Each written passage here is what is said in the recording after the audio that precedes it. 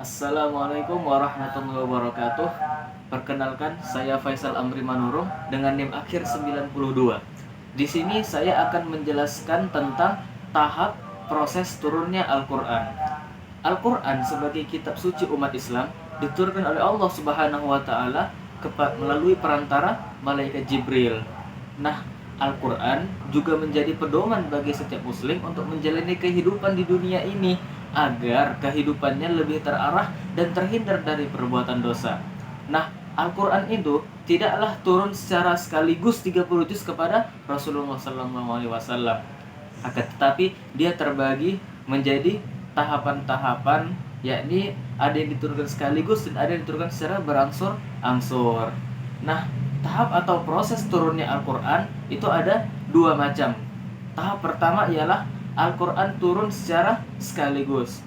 Tahap Al-Quran turun secara sekaligus 30 juz ini terbagi lagi menjadi dua tahapan. Tahapan pertama yakni Al-Quran turun ke Lauhul Mahfuz. Nah, ini selaras dengan firman Allah dalam surah Al-Buruj ayat 21 dan 22. Bismillahirrahmanirrahim.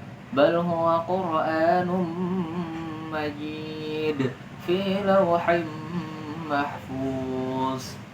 Tetapi yang mereka dustakan itu ialah Al-Quran yang tersimpan di Lauhul Mahfuz. Nah, Lauhul Mahfuz ini apa? Lauhul Mahfuz ini adalah sebuah tempat yang di mana tempat itu berisi seluruh catatan kejadian-kejadian yang terjadi di alam semesta ini, baik itu yang sudah terjadi maupun yang akan terjadi. Jadi itu semua sudah ditetapkan di Lauhul Mahfuz. Nah, yang kedua ialah Al-Quran turun ke Baitul Izzah. Nah, Al-Quran turun dari Lauhul Mahfuz ke Baitul Izzah inilah yang terjadi pada malam Lailatul Qadar. Allah berfirman dalam Quran surah Al-Qadar, Bismillahirrahmanirrahim. Inna anzalnahu fi Lailatul Qadar. Sesungguhnya kami telah menurunkan Al-Quran pada malam Lailatul Qadar. Nah, yang dimaksud Al-Quran turun pada malam Lailatul Qadar ini adalah proses turunnya Al-Quran dari Lauhul Mahfuz ke Baitul Izzah di langit dunia. Inilah yang terjadi pada malam Lailatul Qadar. Syekh Ali Jabir menyebutkan bahwa sebelum Al-Quran itu diturunkan kepada Rasulullah, Al-Quran itu diturunkan terlebih dahulu ke sebuah tempat di langit ketujuh. Nah, tempat itulah yang dinamakan Baitul Izzah. Selanjutnya, tahap kedua yakni Al-Quran diturunkan secara berangsur-angsur. Nah, Al-Quran diturunkan secara berangsur-angsur kepada Rasulullah dimulai pada malam 17 Ramadan yang dibawa oleh Jibril. Dengan surah yang pertama kali dibawa adalah Quran surah Al-Alaq ayat 1-5. Dan turunnya Al-Quran secara berangsur-angsur ini terjadi dalam kurun waktu 22 tahun, 2 bulan, dan 22 hari. Hikmahnya Allah menurunkan Al-Quran secara berangsur-angsur ini sangat banyak.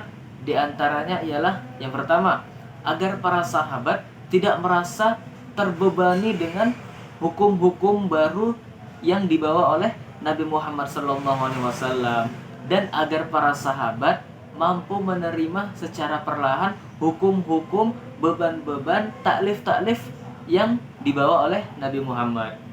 Yang kedua, agar Nabi Muhammad dapat membacakannya dan memahamkan para sahabat tentang Al-Quran secara perlahan.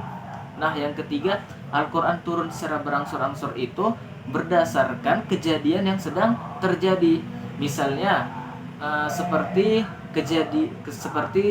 momen ketika tersebar luasnya berita bohong tentang Ummul Mukminin Aisyah radhiyallahu anha. Maka Rasulullah tetap menunggu jawaban dari Allah Subhanahu wa taala. Maka Allah pun menurunkan firman-Nya Quran surah An-Nur ayat 11. Nah, demikianlah tahapan proses turunnya Al-Quran yang dapat saya jelaskan. Kalau ada lebih dan kurangnya saya mohon untuk dimaafkan. Wabillahi taufiq wal hidayah.